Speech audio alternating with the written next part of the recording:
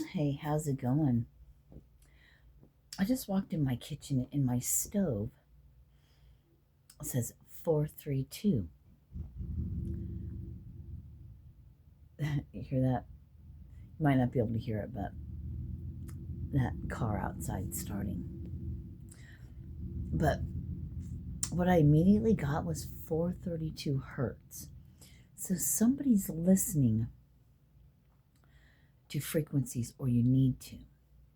But I'm not going to, I need to stop doing that. Thank you. What's coming through is what comes through the first time, that's what it is. Stop trying to make everything fit, or it fit for everybody by saying, or it's this or it's that. It literally came through as 432 hertz. And then as I was speaking, it was somebody's listening to that. And that's it.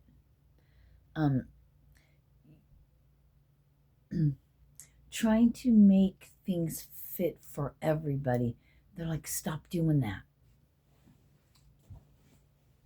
Hey, my name's Sirena. Welcome.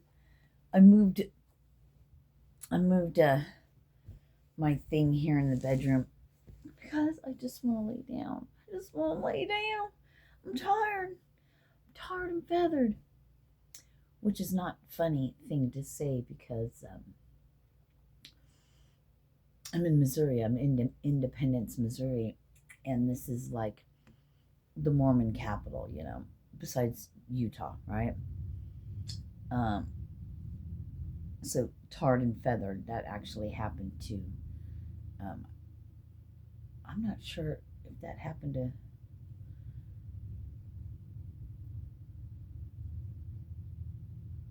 God, that would be horrible to be tarred and feathered. Hot tar poured over you, and then when it hardens, you wouldn't live, would you? So that's horrible.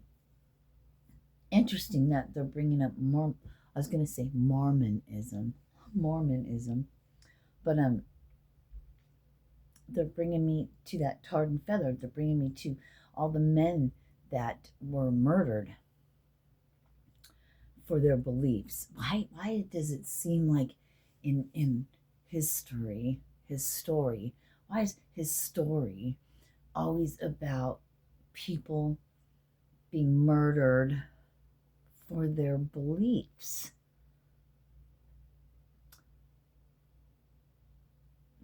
Calling everyone else savages and heathens because they didn't, because thank you, because they went against the crown. You got to understand, I'm watching Outlander too. And then they're bringing me to Vikings and all these things that I watch. I mean, how much of it's really true? I feel like the only truth would be to go to the places where this occurred and speak to the natives there, the people that their families were there in all that time, and pass down through their stories in their bloodlines or whatever. Listen, this is the part I don't get. In this incarnation, you're this person with this name in this lineage. Wow. Okay. All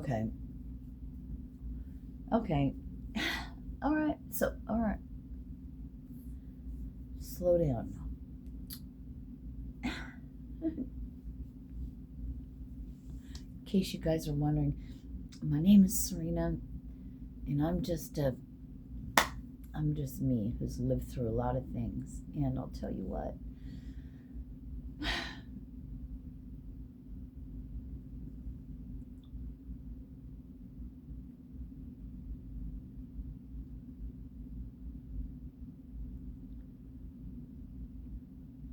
interesting.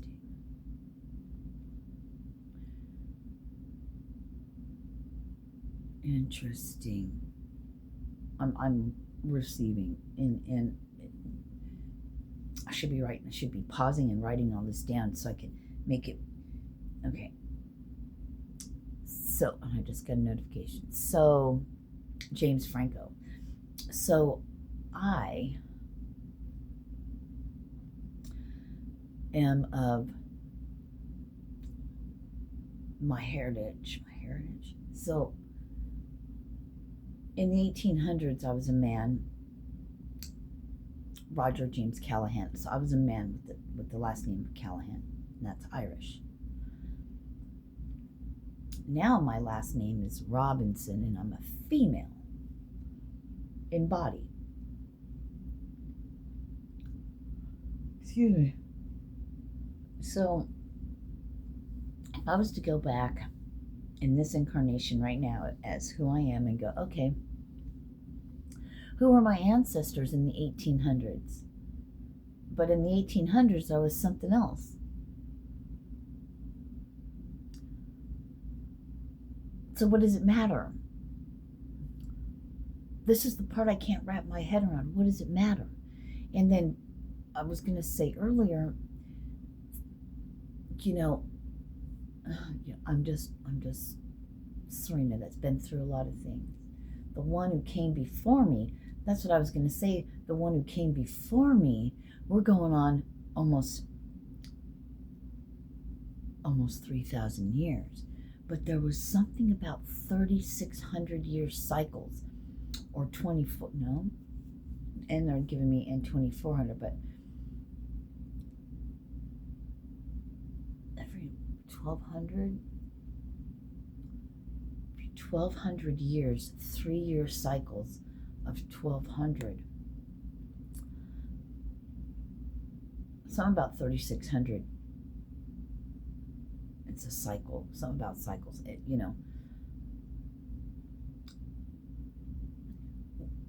We don't really know the time or the date because, the Roman calendar was different. July is the 5th month.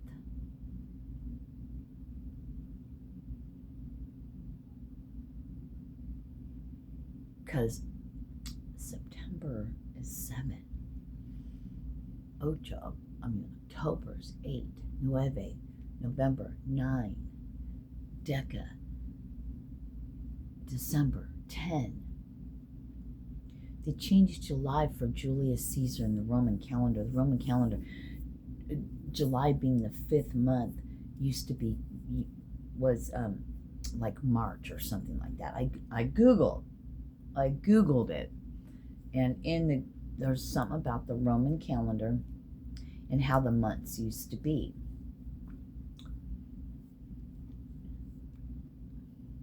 September was the 7th month. I believe that was in March, or I don't know, something about March. I wish I would have screenshotted it or saved it or done something, but I guess I could probably Google the Roman calendar, but we talk about, okay, what am I talking about? All right, let's just move on from that. But what they were giving me as I was receiving information here just a couple minutes ago or whatever, the information I was receiving was Callahan. It's still of Irish descent. And I have Scotch and Irish.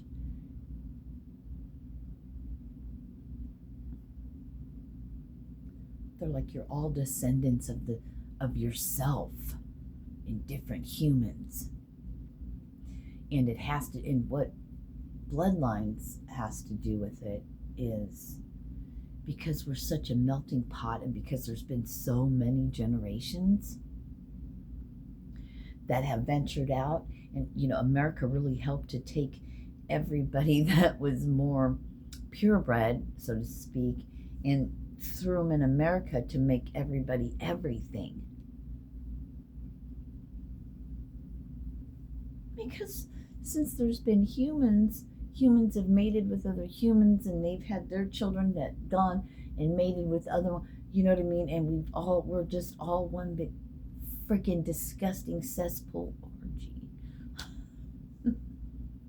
of sleeping with our family members.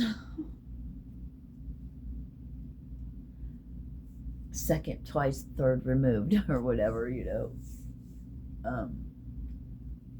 I know, right? Make it make sense. excuse me, but always seemed to kind of go back to the same thing. I was somebody different 100 years ago. So what does it matter who my family members were 100 years ago? Because 100 years ago I wasn't Serena Robinson. I was somebody else. Twice removed or whatever. I'm getting something about twice removed. However that saying goes, they're like twice. It's something about the melting pot of, Scotch, Irish, English, Japanese, and Apache and Cherokee Indian. Where does all that shit come from? Well, the family members. So, your grandmas,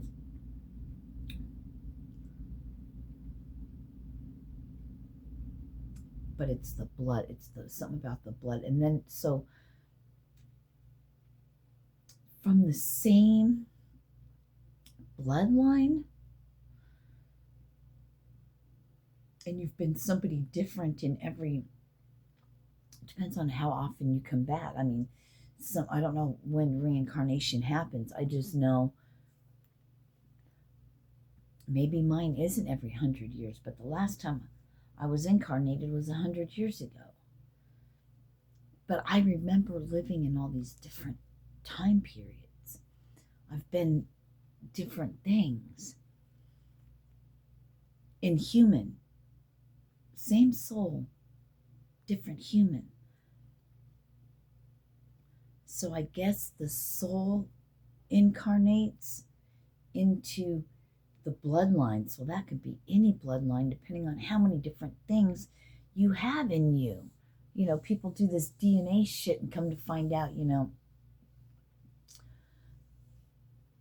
the bloodline, that's why it matters. That's why bloodlines matter, because the soul incarnates in its bloodline family, in the human trait, in the ancestry of the human from the tribes, or whatever you could say. Yeah, tribes is a good way to put it.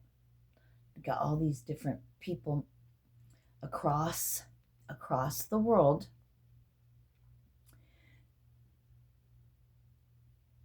and we've all intermixed and intermingled over all these.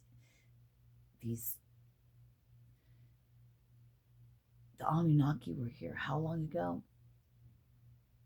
How long did the kings list? They reigned for thousands and thousands of years. We're the little peons, right? The humans, that they take these sparks, this divine spark, and they blow it into this human thing that's made from clay, that's made out of the same elements and stuff of the crust of the earth. We're all made from making a clay thing and blowing. They're showing me like a clay bird, and then the breath of life is blown into it, and then it becomes a bird with feathers and blood and all of that. But at first it was just a clay pot, clay bird, a clay pot, right? And the breath of life, that spark, is blown into it. So when you think of royalty and royal bloodlines, that word says it all, bloodline. So whether you're sitting up there with the monarchy, at the king and queen's tables, the lords, the laird, the this, the that, the viscounts, but there's bastard children all over the place. But the key thing is bloodlines. I've been trying to figure out, and it's interesting that they're doing this, so something's about to come out. Because, King David,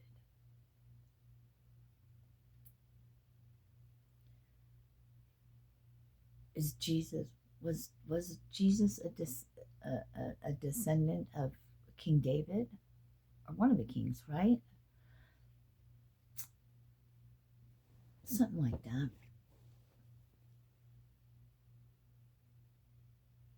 King of the Jews. That's why, I think they made fun of him a lot too. But, it was bloodlines. What's funny is the ones that made us and that watch over us, that rule us or whatever, keep us in line, try to keep us asleep, dumb, not to open the let thine eye be single, not to come home to yourself, to the divine spark that you are, that Yeshua, Jesus, whatever you want to call him, the man, the myth, the legend, walk this earth to wake us the fuck up. Came to say, you're worshiping the wrong thing, Father. If you know me, you know the Father.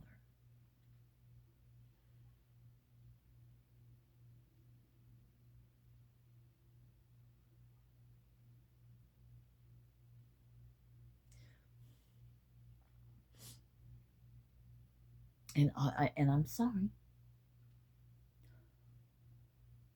I said Father. The impression I got, I heard Enki, if that's right. If Enki's the good one that wants to help us, I always get those confused. I don't know the difference, but the knowledge,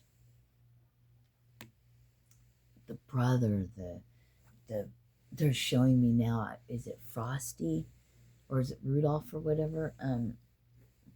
Where they have the two brothers, one's fire and one's ice, the Meister brothers or whatever they're called. They were showing me that, like the fire and the ice, like the light and the dark, right? Um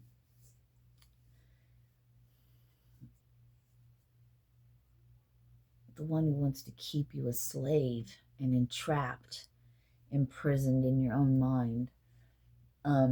I didn't want you to eat from the tree of knowledge, because then you realize good and evil and you know what you are. You have knowledge, and knowledge is power. Knowledge is know thyself, right? Jesus came to wake us up. Well, there's another one.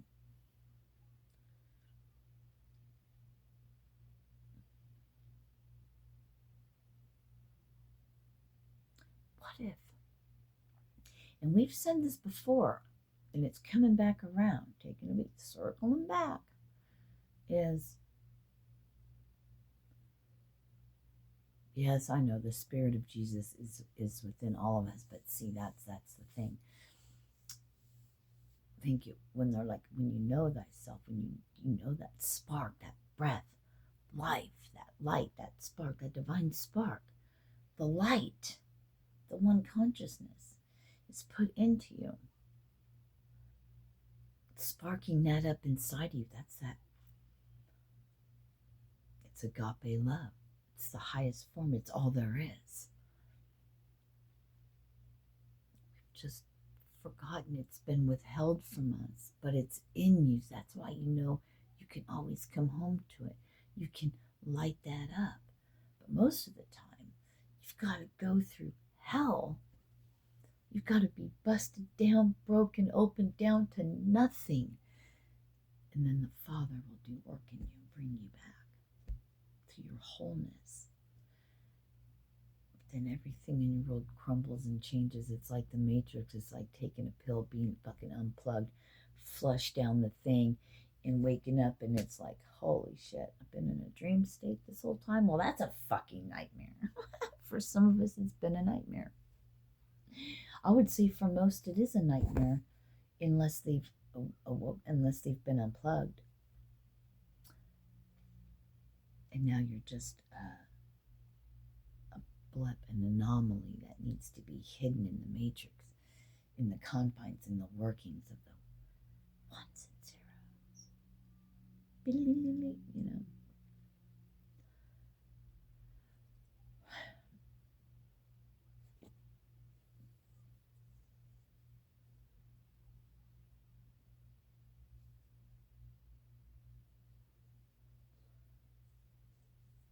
Then again, you got to remember, if it's enslavement, encamp.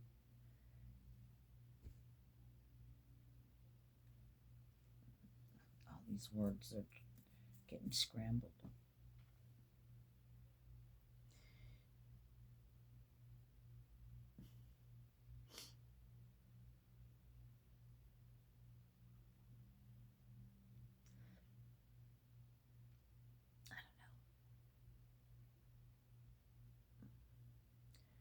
Whew, we're done, I guess.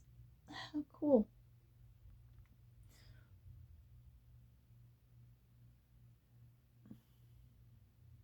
Make it make sense. Any of it. At the end of the day, it's just a human.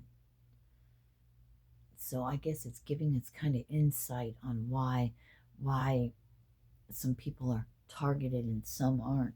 It's like trying to take you out or not allow you to wake up to the knowledge of who you are, of where you come from, what your bloodline is or whatever.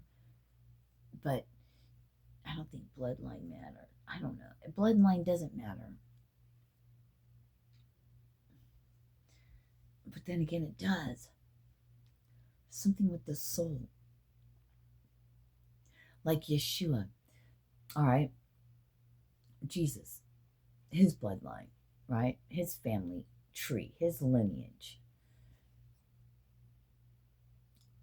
It's like the reincarnation of the soul that was Jesus,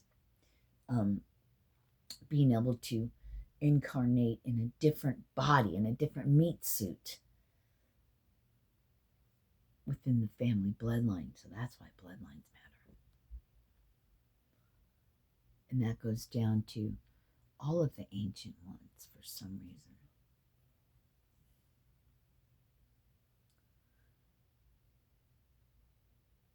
I don't know, there's got to be a reason for it. They're showing me like monkey experiment, like we're just monkeys experiments. We're a creation, so they being the watchers, the ones who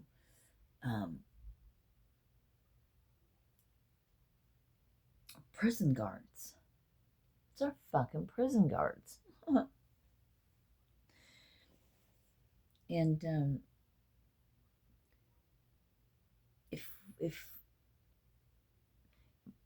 more of us are gonna awaken and break free from that prison, then they know there's no holding back, because in all reality, we are greater than they.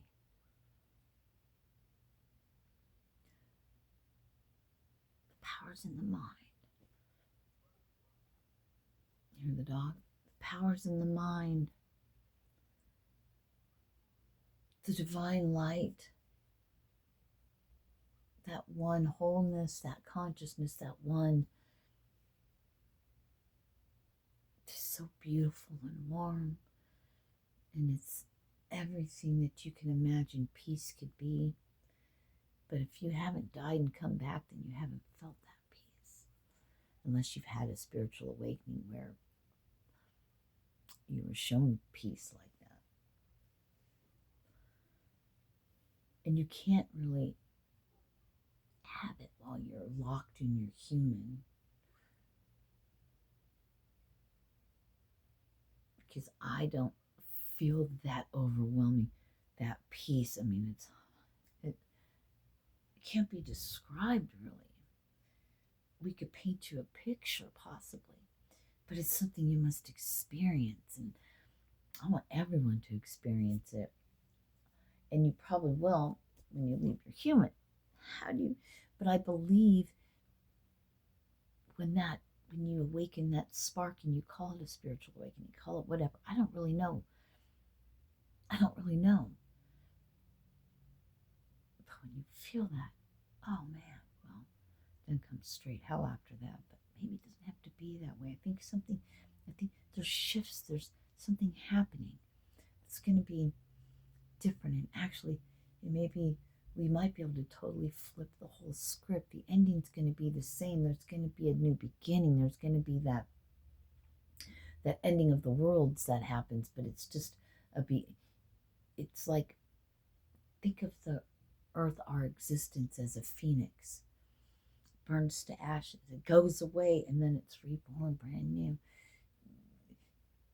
Civilizations, our way of being and living, has to fall and crumble away, burn it the fuck down, so it could be rebuilt anew and afresh. It's happening for you. And just know, if you know where your soul, all that matters is your soul. Nothing else. You can't take anything. Nothing is going to leave with you when you breathe your last breath, your last heartbeat in your human, except your soul, your spirit. That's it. That's what you take with you.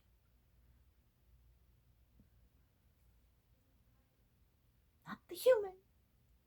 Ashes to ashes, dust to dust. Next.